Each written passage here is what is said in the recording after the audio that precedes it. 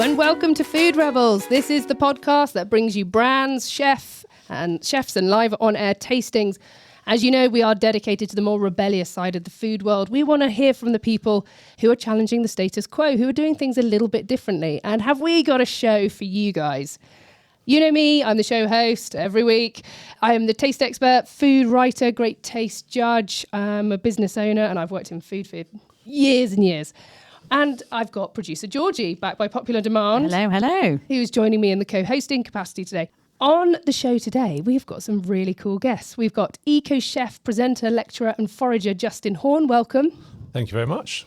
And we've also got Piers Milburn, who is the founder of Pythouse Kitchen Garden Restaurant in Wiltshire and Sprigster Drinks. Welcome. Hello there, thanks for having me. Justin, you're best known for your work as an eco-chef, and you take waste food really seriously. Tell me a little bit about what you do. About 7 or 8 years ago now, I opened a zero-waste plant-based restaurant called Tiny Leaf in London's Notting Hill. It started as a pop-up, went really well. We ended up being fully booked every night.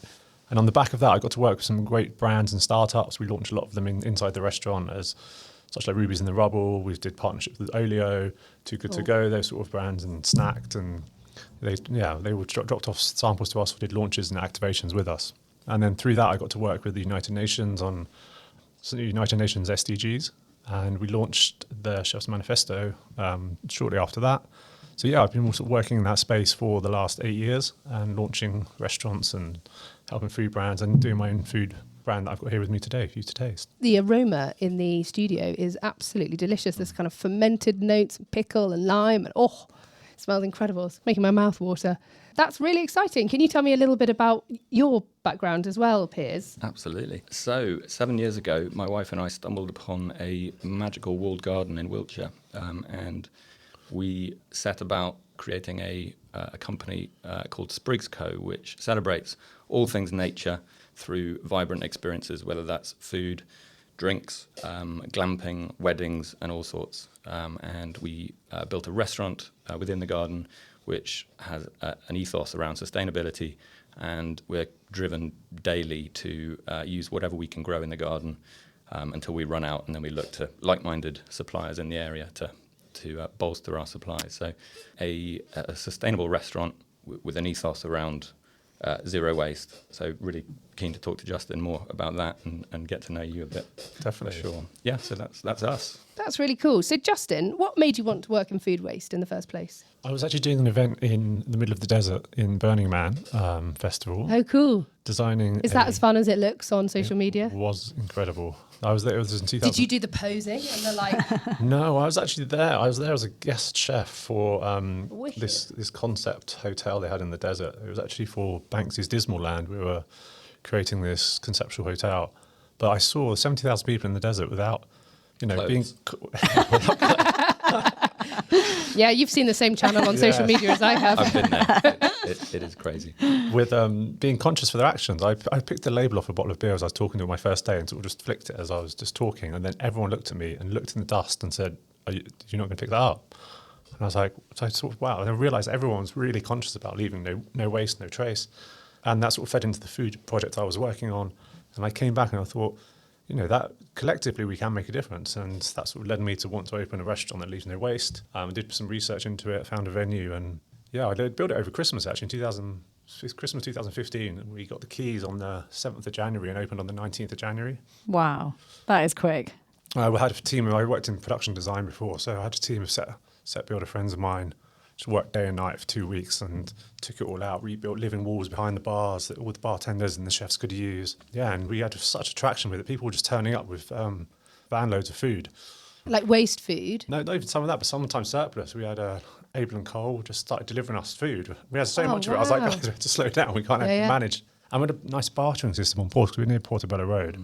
So because we get a lot of too many things that we couldn't use, and there was an organic farm mushroom shop actually where I get some of my mushrooms from.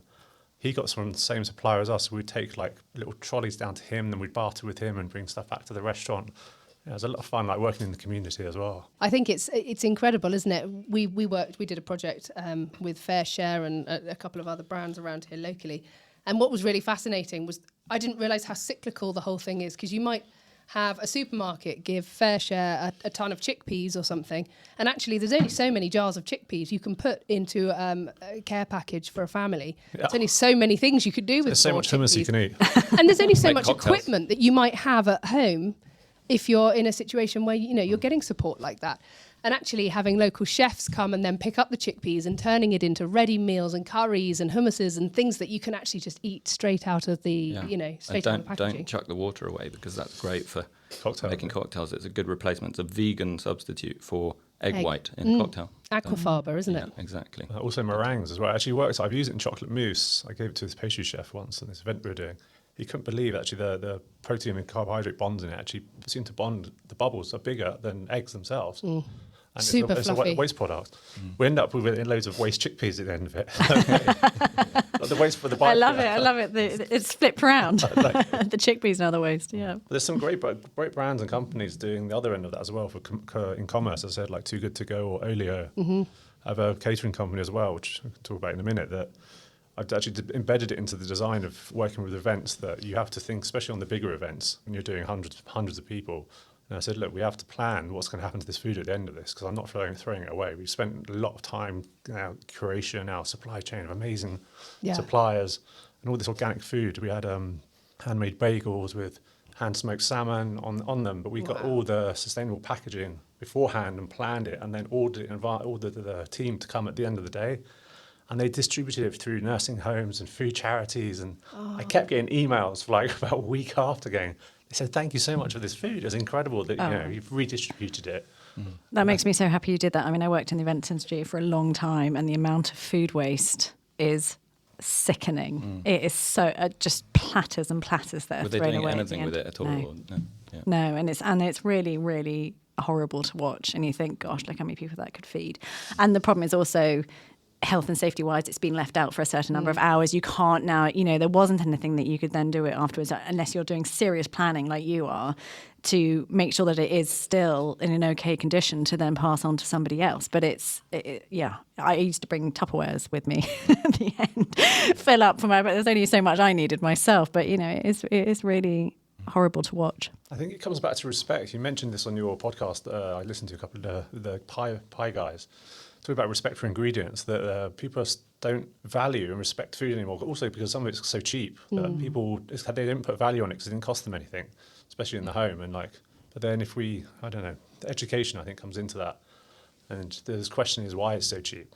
Well, people say why is it so expensive? And I think they're asking the wrong question. You have to sort of look at why it's so cheap and what corners are being cut in the supply chain for you to be able to get that piece of chicken for a couple of Yeah. Chicken's a funny one. What's the welfare on that chicken for it to cost? Yeah, and people are generally Good. extremely surprised at Pythouse in the restaurant there when we serve a chicken which is on the menu at the same price as a good steak, really, and that's purely because of the quality of the bird. This is pasture raised chicken, does not come cheap, but it's surprising the reaction you get from people who are genuinely surprised to see chicken on the menu at that price, when in fact that's the price good chicken should be. I was quite surprised. I spent the year before last in Ibiza working a lot with the farmers. We had a farm-to-table restaurant there where we extended our garden, so four of our dishes came straight out of the garden.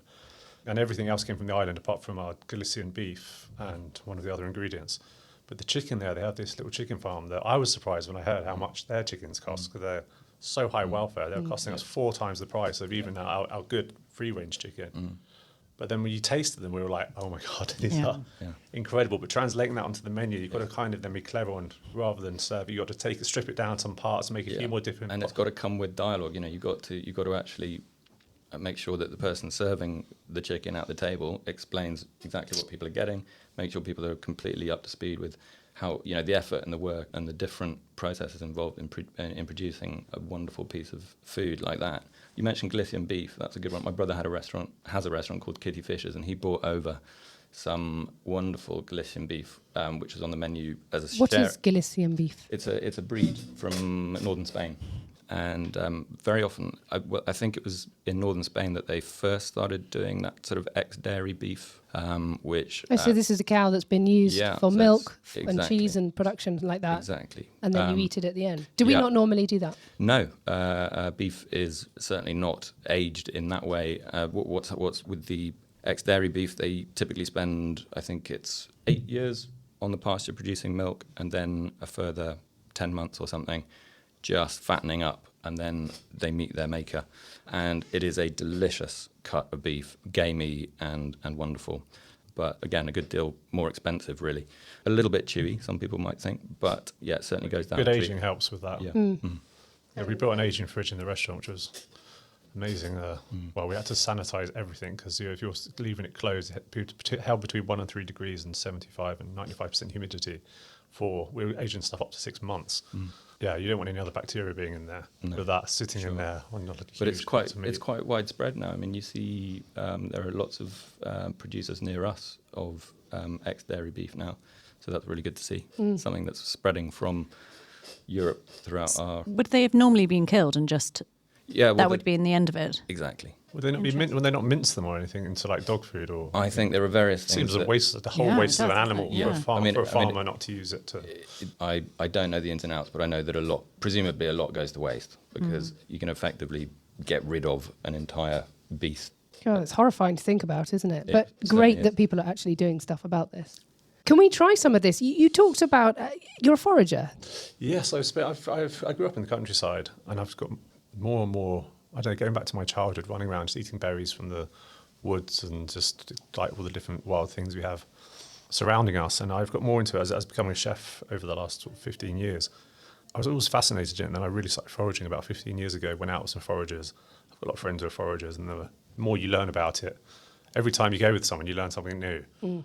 And yeah, I think the wild food we have that surrounds in England, we've got even throughout the whole year. Even now, at the moment, there's loads of even green salad forage you can get. Yeah. Jack by the hedge. You've got ground ivy. You can eat ground ivy? Well, it's different to ivy. It's not the ivy. Okay. All right. Yeah, that's why it's called ground ivy. Phew, I just took a load out of my garden. No, it's a kidney-shaped a perennial plant. Wild garlic's coming up. Yes, wild garlic will be coming up. And yes, I've been mushrooms. I've been getting a lot of medicinal mushrooms throughout the winter. I lived by Hyde Park, and there were some trees there that are covered in oyster mushrooms, No, you're joking. miyatake, which are also medicinal and edible at the same time. Tell me about mushrooms, because I just seem to see them everywhere at the moment. There's like mushroom tea, microdosing, and what does this all mean? Yeah, it's so good for you. As I was saying to you earlier, I've made a tincture, use ultrasonic extraction to extract out all the terpenols and the beta-glucans and all the different active compounds in it of turkey tail, birch polypore, chaga. Chaga grows in sort of Arctic areas where, we have it in the UK, it's in Scotland and goes down to around, they have found it in Yorkshire. But on dead birch trees, you get birch polypore, which is a bracket fungus that they have very similar properties, so we can actually utilise that. They even found the Iceman, Otzi, I think his name was, in the Alps about 6,000 years ago. He had someone a chain around his neck. Had he been foraging? No. He had been foraging there. He had some birch Can we polypore. taste it? And then he had a parasite inside his stomach as well, and it's anti-parasitic. It's amazing how our ancestral wisdom has been lost and then refound again with modern technology and science. And yeah, it's quite hard to obviously pass things down in the pre-Columbian in South America and all over India. Yeah, across the world, all our thousands of years of wisdom in the plant world. There's 300,000 edible plants in the world, and we eat usually about 12 of them. So all that superfood, like nettles, is an incredible superfood. A portion of nettles has more nutrients and vitamin and calcium than you would. You have to eat a whole bucket of spinach to get the same amount from That's insane. wild food. Dandelions as well, aren't they? The dandelion leaves are meant to be amazing for you as well. So that's my second dose today. Am I going to be okay? You'll be super alert. We've all just sprayed this thing in our mouths. What's in this? So this is a medicinal tincture. This is made from fresh birch polypore, dried birch polypore, chaga, lion's mane, turkey tail, and cordyceps it has in it. I used ultrasonic extraction into vodka, 40% vodka. I don't want to use a high one. You can use more, the sort of 90% pure one, the ethanol you use in chemistry, but then you have to add more water. But the more water you add, then you're going to dilute your solution Right. of... And what's going to happen to us? What now we've You're going taken to start this? seeing colours in a moment. Excellent. Stand by as we all start tripping. No, it actually just makes has anti-carcinogenic properties. It has been shown to prevent cancer, gives you focus, clarity, better moods, helps with anxiety, gut digestion. All of those mushrooms have so many different properties in it. You've sort of, all-encompassing, and especially for this time of year as well, for your boosting immunity. Is this something you sell online? Not yet. I will Not yet. do. I mean, I only made this like last week, but I've had like 6 people want to buy it because they've tried it. Yeah, I want to buy some now. They really want some in their I life. want all the stuff you just said. I want, But yeah, so a lot of zero people chance. they'll boil it to get that, but using ultrasonic cavitation, you can actually extract it at high frequency. I don't even know what that is. What is ultrasonic? You can get a machine that does that. You've probably seen those jewellery cleaners where you put the thing, turn Oh, it on, yeah. and Yeah, it vibrates. yeah. It's a similar kind of That's It's the awesome. same technology, but for breaking the chitin and the cell walls down in mushrooms to Okay. extract out So all what does the mushroom goes in looking healthy and whole, and then after that process, what does it look like? Well, no, so I actually grind it up first. I've had to learn with birch polypore, they look like they're about this big, just the size of a plate. And if you don't cut them when they're still moist, they're known as razor strop because they used to use them to sharpen knives on because they're that hard that you can actually very hard to cut with a knife. So I've learned to cut them up before, and then I grind them all up in a big high-powered blender, and then you extract it. Wow. And then then you can dry it again. There's a mycologist saying that we should be using the marc. It's called MARC. It's a guy's name, French guy's name.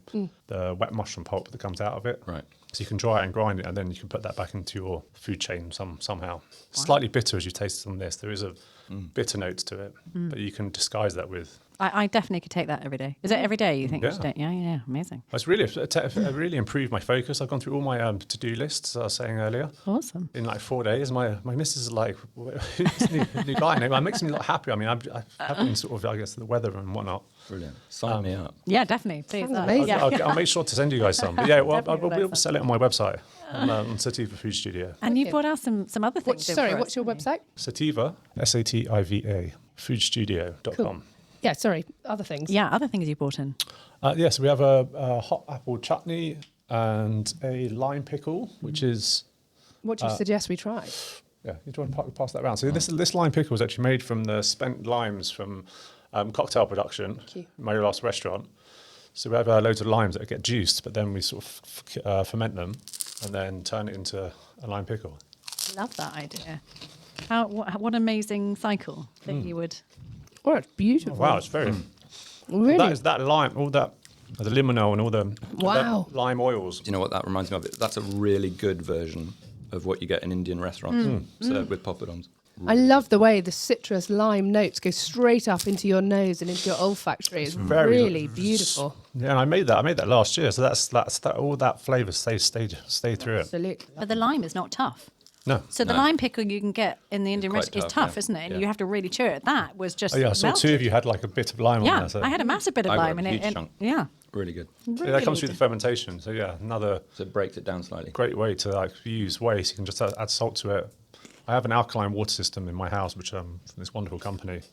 I have 3 taps. I even have a sparkling one. Well, I had a little bottle underneath which came with the system, but that went in about 2 weeks. And now I've got an account with BOC, and I've got this massive CO2 canister under my sink to make like San Pellegrino-esque. Wicked. Brilliant. But yeah, I use that water to make this. I use that water in actually all my products in this as well. Can we try the apple chutney? So yeah, these apples come from Joe Wood's farm up in Northampton. So I used actually the kind of like they call it apple scrap, but it did have lots of apple trim in it as well to make an apple cider vinegar. Another sort of circular dish. So those apples made apple cider vinegar, apple chutney, and then the apple cider vinegar goes into another one I made with the mustard and my olive oil. So I have an olive oil as well. So I was just using all my products together to make. I love that. I love So there's how- no waste in yeah. the The supply chain. depth of flavour This in is this delicious. is absolutely delicious. I was not actually expecting to like that. It's not really something that I would naturally grab, but now I know that tastes like that. There's like toffee and good, but it's isn't it? not overly sweet. Like it's beautiful. Stop it, get out of here. How long did Has it that- take you to come up with a recipe like that? That was actually, I asked my grandmother, so it's influenced on what my grandmother made.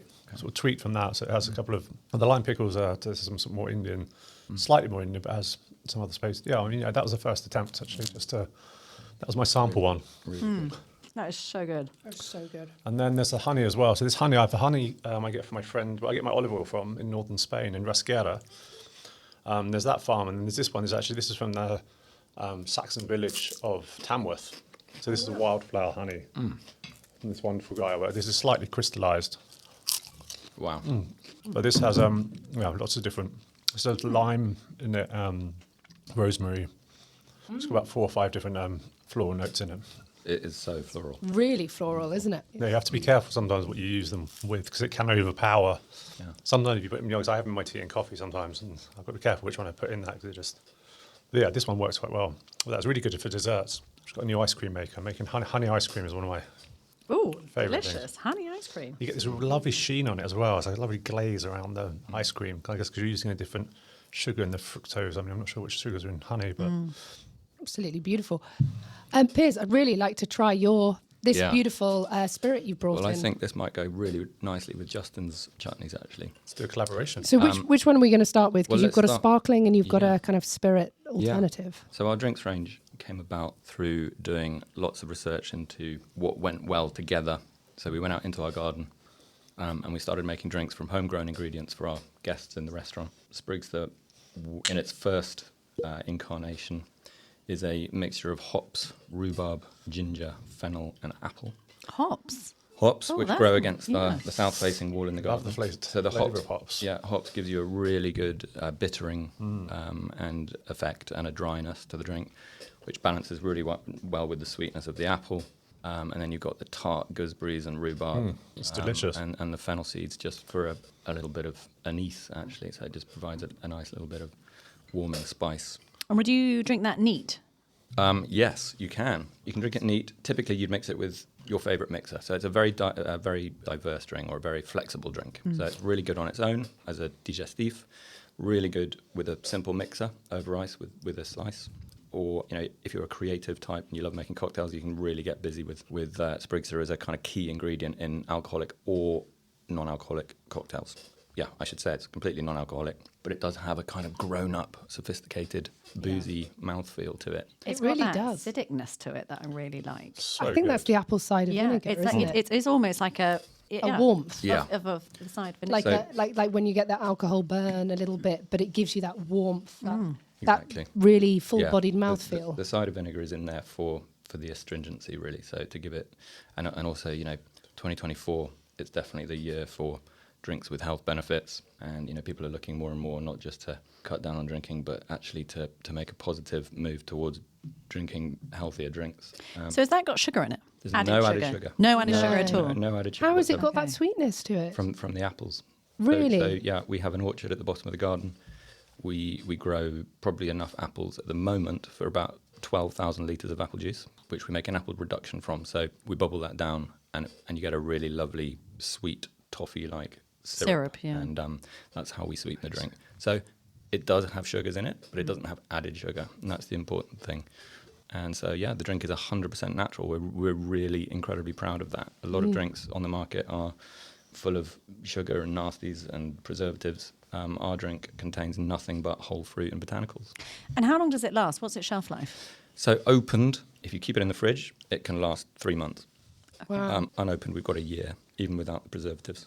That is such a beautiful alternative, isn't it's it? really nice. Really nice. Really I good. like that. Much more complex and interesting with a much longer finish and a better mouthfeel than a lot of the kind of non-alcoholic spirits that are on the market that are a bit sad. It's, Yeah. it's wonderful to hear. It's certainly gone down a treat in the restaurant. And then from this first incarnation of Spriggster, we then developed a sparkling version, which is our garden brut. So Is this the one you've put in a champagne yeah, glass here? Exactly. Beautiful. So just slightly cloudy. Both drinks are, in fact, because they're unfiltered. So we leave them. We skip the filtration process just to ensure that we keep maximum flavour. And this has got 2 stars at Great Taste, and you've just won. Is it an award at the? The inaugural World Alcohol Free Awards. It took place about a year ago. I think they're just accepting entries for the second year now. So we entered our sparkling, sat back, and we had that sort of long wait, and then eventually, the news came through, and we were delighted. Awards are fantastic. They really. It just sort of keeps you confident that you're on the right track, and it's great to get that sort of expert reaction. I mean, this is so lovely. I must say, I do drink a lot of these. My partner doesn't drink, and she is going to love this. I mean, we've had so many of the non-alcoholic spirits I've tried, and they just fall so short. This is hands down like the best non-alcoholic. It's the length, right? Isn't so it? good, You but need it's- the length and the complexity. Otherwise, you just glug it like an That's apple juice. what I was just thinking. And you think this doesn't Yeah. really feel grown up. Whereas this, you're sipping this because there's a lot going on, and you don't immediately rush to get the next sip. Not because it's not delicious, but You're actually savouring it and enjoying all the different things going on. It's not like a thirst quencher. It's not like an apple juice that you pick up and you just down. That you want to save that. And this, it does feel special. And it does. It's sort of you would open this. You can open this with friends. You can have it with food.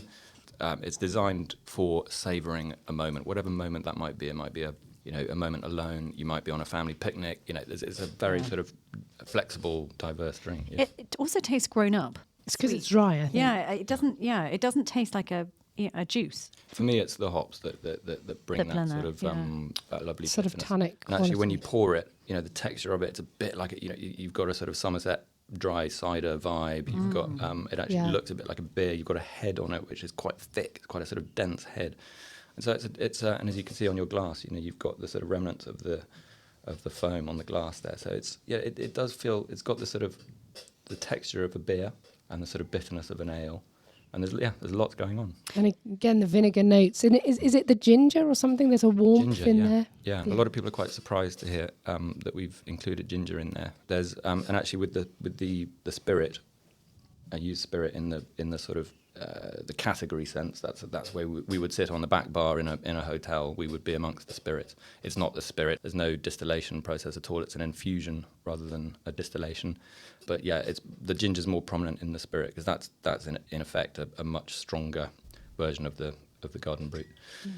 I can really imagine after supper, husband pours a whiskey. I'd have one of these instead, and actually really sip it like you would. Yeah, and that's just the beginning of the journey because you'd do that, and then you'd realise actually I'm going to try this with some grapefruit soda or whatever it might be, and it's the tip of the iceberg, and we're finding that people are just having so much fun with it because of the myriad of ideas. And where can you buy it?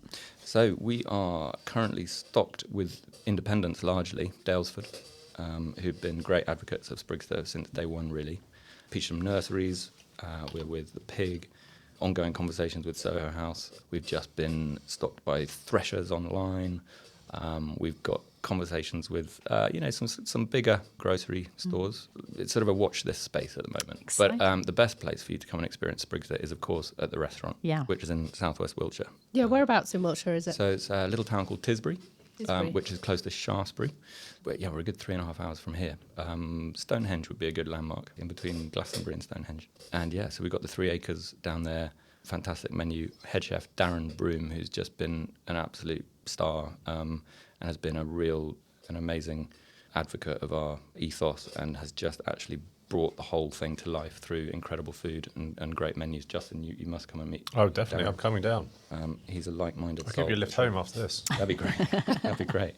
So that's great. So that's the Pythouse Kitchen Garden Restaurant. Exactly. And what's your website? www.pythousekitchengarden.co.uk. That's the restaurant. Or sprigsterdrinks.com. And people can buy on your website, I guess, indeed. for the drinks. Absolutely, and come down to Wiltshire and actually sample it in person. We'd love that, for sure. Fantastic. Sadly, we've come to the end of the show, but thank you so much for coming in.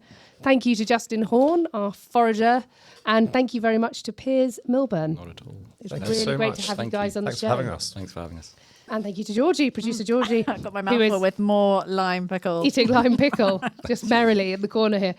You've been listening to Food Rebels, which is available on radio stations around the UK. You can also listen on Apple Podcasts, Spotify, Audible. Please remember to subscribe and rate us 5 stars. Makes a huge difference. We're also on Instagram at food_rebels. Thanks for joining. Make sure you taste the rebellion.